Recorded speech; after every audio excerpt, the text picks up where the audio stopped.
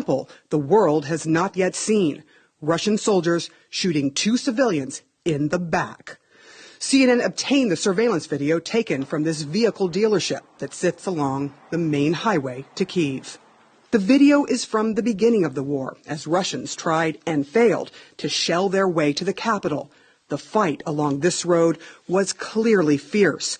But what happened outside this business was not a battle between soldiers or even soldiers and armed civilians. It was a cowardly, cold-blooded killing of unarmed men by Russian forces. The soldiers show up and begin breaking in. Inside of a guard shack, 2 Ukrainian men prepare to meet them. We tracked down the men's identities. One is the owner of the business, whose family did not want him named. The other was hired to guard it. My father's name is Leonid Alexeyevich Platz. His daughter Yulia wanted the world to know his name and what the Russians did to him. Both civilians, both unarmed. We know this because the video shows them greeting and getting frisked by the Russian soldiers, and then casually walking away. Neither seemed to suspect what was about to happen.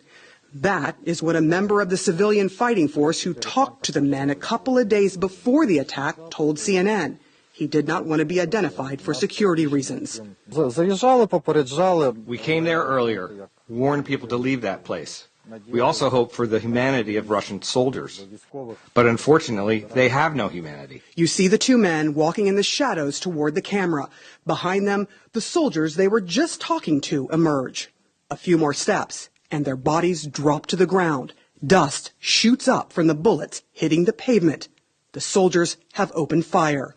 Minutes later, the guard, Leonid, gets up, limping but alive.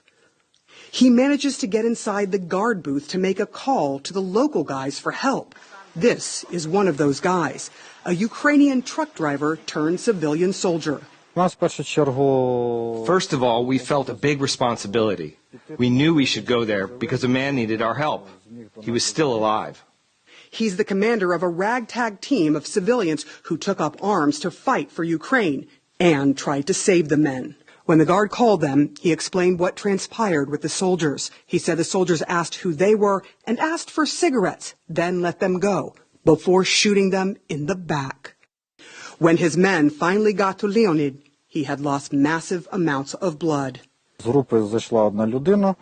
One man from our group went there, and the guy was still alive. He gave him bandages, tried to perform first aid, but the Russians started shooting. They tried to fight back, but were unsuccessful. They didn't have the firepower to save their countrymen. Yulia, have you seen the video? I can't watch it now. I will save it to the cloud and leave it for my grandchildren and children. They should know about this crime and always remember who our neighbors are. Her neighbors to the north, these Russian soldiers, showed just how callous they are, drinking, toasting one another, and looting the place minutes after slaying the 2 men. What were the last words that you remember he said to you? Bye-bye, kisses, say hello to your boys. Her boys will be left with a terrible, lasting memory, the death of their grandfather, now being investigated as a war crime by prosecutors. Yulia says her mother actually encouraged her to speak with us because she